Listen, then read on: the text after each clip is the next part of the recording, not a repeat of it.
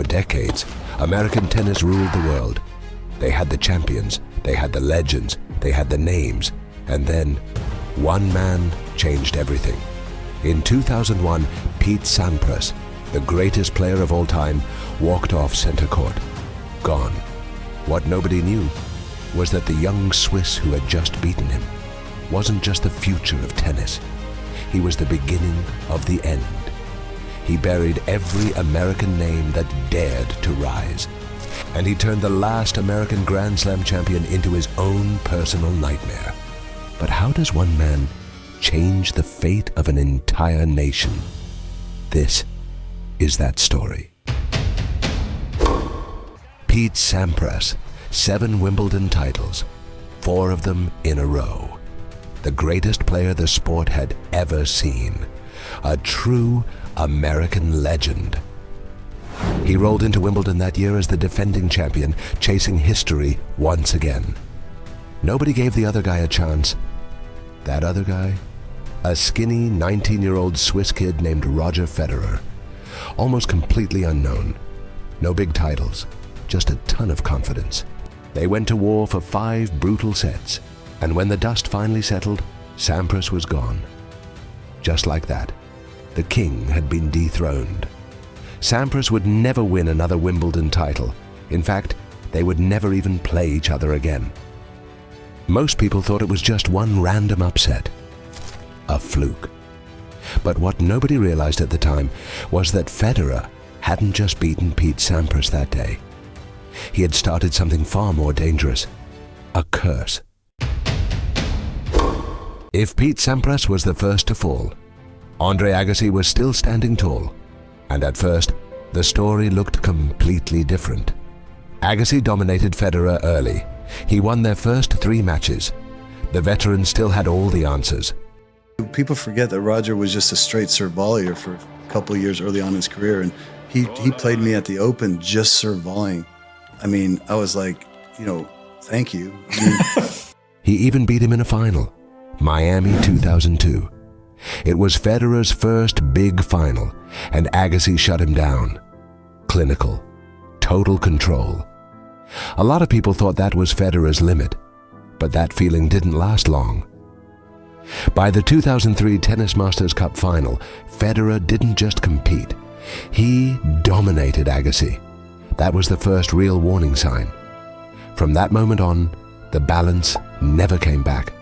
By 2004, even on American soil, even at the US Open, in brutal wind, where every point felt unpredictable, Agassi still had his chances. Moments where the match was right there. But Federer always found a way out. 5 straight wins. And even Agassi could feel it. Roger was the first guy I ever played against where I could hit a ball exactly how I wanted. I knew it, and I still didn't feel safe. Then came 2005 in New York, the last real shot for the old American guard. 35 years old, the oldest man in the draw. 4th round, wins in 5 sets. Quarterfinals, comes back from 2 sets and a breakdown against James Blake. Survives a 5th set tiebreak. Semifinals, 5 sets again.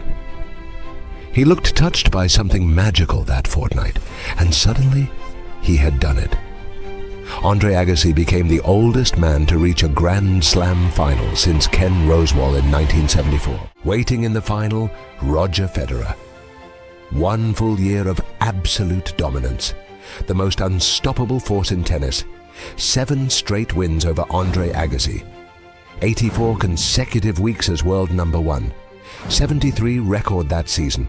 44-1 on hard courts. 22 straight wins. 24 consecutive finals won. Defending US Open champion. Jaw-dropping numbers. But numbers don't play the final. For sure, because he's from America. This is at the US Open, so this is even more special. We've played on some big occasions as well, but this is for sure the highlight for me. The final fans had been dreaming of. I know I have no chance. I'm ancient. Let's be real. My only hope is if it goes 3 or 4 sets. If it's a fast match, where conditioning doesn't come into play, I might get lucky. The New York crowd was fully behind Agassi, and for a moment, he made it real. He broke Federer twice in the second set and took the lead. He had Federer rushing, uncomfortable, out of his comfort zone. In the third set, I break him. I go up 4-2. I'm serving with the breeze at my back. Federer is shanking balls. I'm about to go up 5-2. And for a fleeting moment, we both think something remarkable is about to happen here. We lock eyes. We share a moment. Then at 30 love, I hit a kick serve to his backhand. He takes a swing, shanks it. The ball sounds sick as it leaves his racket, like one of my deliberate misfires as a kid. But this sick, ugly misfire somehow wobbles over the net and lands in winner. Federer wakes up and the third set went to a tiebreak, all or nothing. But the Swiss accelerated to a speed other players simply don't have. And that was it. Roger didn't panic, he didn't fade.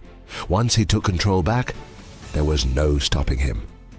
Agassi was the last of the old American gods to fall, and what came next was even more brutal, because it wasn't just the legends anymore. A whole new generation of American players stepped up, and they all met the exact same fate. But it wasn't just one player. It kept happening, again and again and again. A new generation of American players arrived. Different styles, different strengths, same result. James Blake, explosive, fearless. Federer won their first 8 matches, and not just anywhere. Finals, Indian Wells, the Tennis Masters Cup, Cincinnati, the biggest stages, all his. Blake couldn't take a set, not one. I really appreciate the support you gave me, whether I was playing great or whether Roger was giving me a lesson. Thank you. And then, Beijing, 2008, the Olympic Games quarterfinals. One match for a medal. And this time, Blake wins. A shock, a real one. And for the first time in years, an American had stopped Federer in a moment that mattered. A lot of tough matches with him where he's come out on top and played the big points better than I did. And today I just played those big points a little bit better. I think playing anyone at the Olympics is different. Just when you look down, you see USA on your chest. You want to be inspirational as well as inspired. But he wouldn't forget it, and he wouldn't forgive it, because from that point on, there was no doubt again. Federer won every match that followed. Marty Fish. Early on, the difference was brutal. Halle, 2004. A final. Federer dominates. But years later, something unexpected happens. Indian Wells, 2008. Fish wins. And for a moment, it felt like the answer had finally been found. But it was just an illusion. When they met again, Cincinnati, 2010, a final. Fish pushes him, stays close, takes him deep. But in the end, the resistance disappeared again. He stepped up his level just a tad bit there in the end, and he got me. John Isner, a new generation, a different kind of weapon, the biggest serve in the game, a completely different problem, but the same story. Finals, Indian Wells, 2012, Miami, 2019, both on American soil, both with a chance to bring it back. But Federer was still there, still in control, still untouchable. Even when Isner found a way to beat him, it didn't change anything, because in the moments that mattered, the result was always the same. Others tried, and they all met the same fate. Sam Querrey, Jack Sock, Robbie Ginepri, Ryan Harrison, Todd Martin, Taylor Dent, Steve Johnson, Taylor Fritz, Michael Russell, Donald Young, Francis Tiafoe, Dennis Kudla. Different names, different eras, same result. 30 matches, 30 losses, no exceptions. There was no way through, but there was one American who refused to accept it, who kept coming back, over and over again, and whose story became the most heartbreaking of them all. Wimbledon 2003, their first Grand Slam clash. Federer dismantled Roddick in the semifinals with surgical precision. then went on to win his first Wimbledon title. Soon after, Roddick got his revenge in Montreal, beating Federer for the first time. It seemed like the rivalry was finally taking shape. In 2003, Roddick finished the year as world number 1, with Federer right behind at number 2. The following year, they clashed again in the Wimbledon final, Roddick's first at the All England club.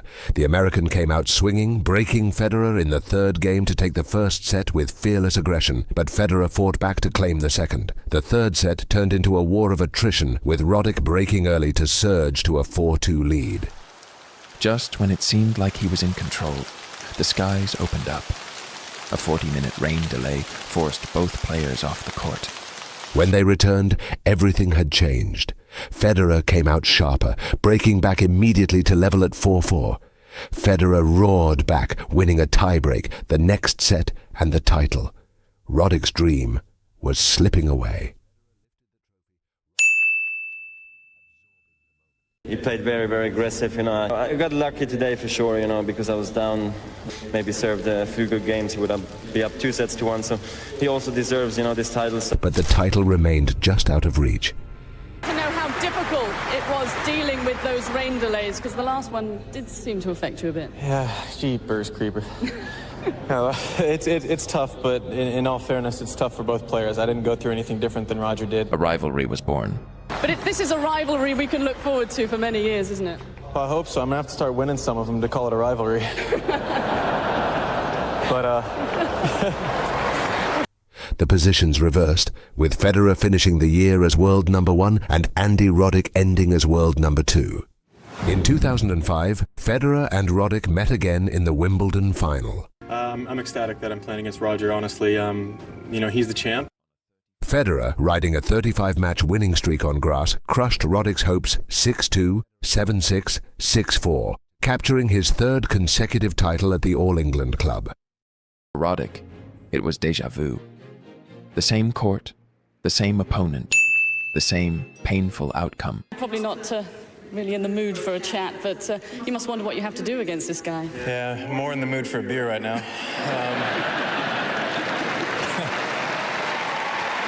Andy, does it also mean that you have to take so many chances out there against him to try something different? Yeah, I mean, you run out of options because he's become such a complete player. So, maybe I'll just punch him or something. I don't know. 2006 US Open final. It was their first Grand Slam meeting on a fast surface, the kind where Roddick had once reigned. This time, though, Roddick came prepared. Federer stormed out of the gates, racing to a 5-0 lead before taking the opening set 6-2. But with the New York crowd roaring behind him, Roddick struck back, breaking Federer in the very first game of the second set and holding his serve to level the match at 1 set apiece, 6-4. The stadium was electric. Was this finally the moment? The third set would be the turning point. Both players had break opportunities in a tense battle, but with 6-5 on Federer's return game, the Swiss maestro found the crucial break to edge Roddick 7-5. The momentum had shifted, and the psychological blow was devastating. In the fourth, Federer showed exactly why he was the best in the world. Roddick, shaken, barely avoided a bagel, saving a match point at 5-love, but Federer closed it out 6-1, sealing his third straight US Open title in dominant fashion. After some disappointing time, we're all excited to see you back on the top of the mountain. Or close to the top, anyways. Because tonight was really difficult against Andy. I'm really happy to see him back, at the very, very top. The rivalry had turned into a nightmare. By 2007, the rivalry between Andy Roddick and Roger Federer had taken a dark turn. The nightmare for Roddick reached its peak at the Australian Open semi-finals. Before the match, Roddick acknowledged the brutal reality of the situation. You can dance around that as much as possible, but at a certain point, you just kind of have to realize that the road to a Grand Slam title is probably going to run through Roger. And that's exactly what he had to face. What followed was one of the most brutal beatdowns of Roddick's career. Right from the start, Federer set the tone by breaking Roddick in the very first game, a sign of what was to come. Roddick managed to recover, leveling the set at 4-4, but at that crucial moment, he dropped serve after a net exchange, allowing Federer to close out the set. Up to 4-4, you're in the match, and then you got broken. I did get broken, and then I got broken 3 more times, and I got broken 2 more times in the third set, and then it was over about 26 minutes later. Is that about what you saw too? Or? Then came the onslaught. Federer reeled off 9 straight games, handing Roddick a crushing 6-0 second set and breaking him again in the opening game of the third.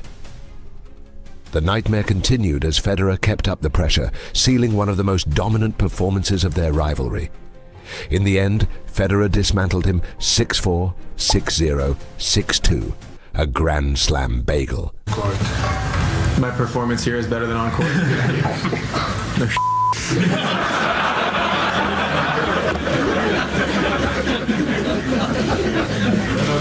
If there were rankings for press conferences, I wouldn't have to worry about dropping out of the top 5, I hope. But behind the jokes, frustration was growing. It was frustrating. You know, it was miserable. It sucked. It was terrible. Besides that, it was fun. Federer wasn't just beating him anymore. He was dominating him in a way that felt demoralizing. The US Open presented a shot at redemption. In the quarterfinals, Roddick had his chance to rewrite history. Another showdown against Federer. The crowd was electric. Roddick was older, wiser, and determined to finally turn the tide. For 2 sets, he was right there. Both went to tiebreaks. Both were razor close. In the first set, they were deadlocked at 4-4 in the breaker when Federer produced 2 stunning passing shots to earn set point.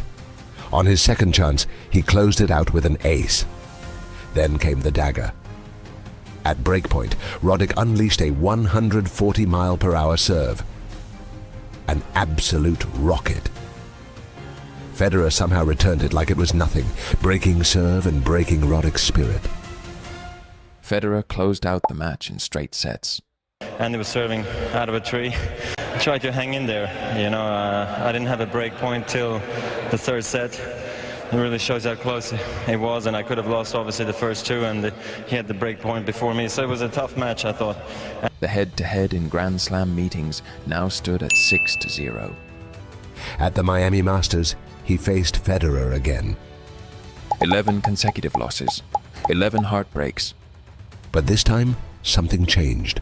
Roddick came out swinging, serving aggressively, attacking Federer's backhand with relentless power. In a tight 3-set battle, he finally broke the streak. He finally beat Federer. It wasn't a title, but for Roddick, it was a win that meant more than most people would ever understand. With the confidence of having finally beaten the Swiss, 5 years later, his next matchup came in the semi-finals of the Australian Open. The Swiss maestro was relentless, taking the first set 6-2, but Roddick fought back, pushing Federer to the limit in the next 2 sets. Each time he was close. Each time Federer found a way. 2 tight sets, both ending 7-5. Another Grand Slam, another loss to Federer. You know, a lot of energy, and he always likes to talk to the crowds, make jokes, talk to the umpire. You know, I mean, he's a funny guy. You know, I like Andy. So. The setback was crushing. It was an okay match. I mean, he just beat me. You know, it's plain and simple. But Roddick wasn't done. His eyes were set on Wimbledon. He had lost 2 finals, always to the same rival, Roger Federer. But this time felt different. He was serving like never before. He held serve for 37 straight games, more than 4 hours without being broken. At the time, the longest 5th set ever played in a Wimbledon final. He wasn't just chasing a title, he was chasing redemption. What was it like being on the other side of a net from Roger Federer, center court, in a final? Depressing at times. The final began fiercely. Roddick took the first set and was just 4 points from a 2-set lead, but Federer clawed back to win the second set tiebreak and carried that momentum into the third. Still, Roddick refused to fold and took the 4th set to force a deciding 5th. For the first time in his career, he had dragged Federer into a 5th set in a Grand Slam final. What happened next was one of the most legendary battles in tennis history. in the final, I had so much clarity from being able to just go from one point to the other. Roger Federer stepped onto the baseline to serve first in the 5th set. In a match of razor-thin margins, this meant extra pressure for Andy Roddick. Every game Federer held would force the American to do the same. And just as the set began, Federer had a golden opportunity. At 1-0, he earned a break point, a chance to strike first, but Roddick had been here before. He had already saved 5 break points throughout the match. This time, he saved another, his 6th in a row. Federer's frustration was evident, but he knew Roddick wasn't going to give in. Both players held serve game after game. No signs of weakness, no cracks in their armor. 6-6. In this era, before Wimbledon introduced final set tiebreaks, there was only one rule: keep playing until someone wins by 2 games. Both men understood the brutal reality. Losing serve now meant losing the final. 8-8. Roddick saw an opening. He played aggressively, stepping into the court. After a stunning backhand, he had 2 break points. It felt like his moment, his dream, so close. But Federer was unshaken. He saved the first with an unreturned serve. Then, with a perfectly executed serve and volley, he erased the second. The battle raged on. 10-10, 12-12, 14-14. Roddick was serving like a machine, showing unimaginable resolve. But Federer wouldn't go away. In the stands, Pete Sampras watched intently, knowing Federer was on the verge of surpassing his Grand Slam record. At 15-14, listen, I'd fought off break points all day, and I hadn't been broken for 4.5 hours, and I'd broken him a couple of times. Roddick had 2 chances to level at 15-15, 2 opportunities to stay alive. But Federer sensed blood and hesitation. He stepped inside the baseline, his eyes locked on the prize. Roddick's nerves showed. Match point for Federer. The pressure was now unbearable. Roddick stepped up to serve. On a second serve, he swung. The ball clipped the frame of his racket. It sailed long. Then all of a sudden it was over. You know, and that's when the weight of it kind of hit me. And then it's like, gosh, man, I was so close. And, you know, that stuck with me for a little while. Game over. Roger Federer was the Wimbledon champion. And Andy Roddick, he had played the match of his life. He sat in his chair drained, knowing he had done everything possible. I don't know that I could have done anything differently that day. Ladies and gentlemen, the runner-up, Andy Roddick. After a match like that, I just think this sport is so cruel sometimes. No, I'm one of the lucky few that gets cheered for, you know, so thank you for that. I appreciate it. It was his 4th Grand Slam final loss to Federer. With the same class that always defined him, he stepped up to the microphone and said, I want to say congratulations to Roger. You know, he's a true champion. I still hope one day that my name will be up there with theirs as a winner of this tournament, and I'll be back. Don't be too sad. I went through some rough ones as well. I won on this court last year, so you know, so you're gonna come back and win it. I really hope so. You're an unbelievable guy. The Miami Masters 1000, he faced Roger Federer for the 24th and final time. This time, the story was different. Against all odds, Roddick played a flawless match and took down Federer in 3 sets, 7-6, 1-6, 6-4. It wasn't a Grand Slam final. It wasn't for a trophy. But it was a reminder. Never give up. Okay, Andy, you won some great matches in your time, but that must be up there. Yeah, I mean, anytime you beat the best ever at something, that's, I said it the other day, hey, you know, it's a big deal. It's time to look at the numbers, the full picture. Because sometimes, numbers don't just explain a story, they expose it. Pete Sampras, 1 match, 1 loss. Andre Agassi, a legend. And even he couldn't stop it. James Blake, Marty Fish, John Isner. Different styles, different weapons, same ending. And Andy Roddick, the one who came closest, the one who pushed him, further than anyone else. And still, not enough. Against American players, 86 wins, 10 losses. Grand Slam finals, perfect. Masters finals, dominant. Every other final, perfect, no weakness, no escape, just one pattern, one man, against a country and an entire generation erased. This wasn't dominance, this was a verdict.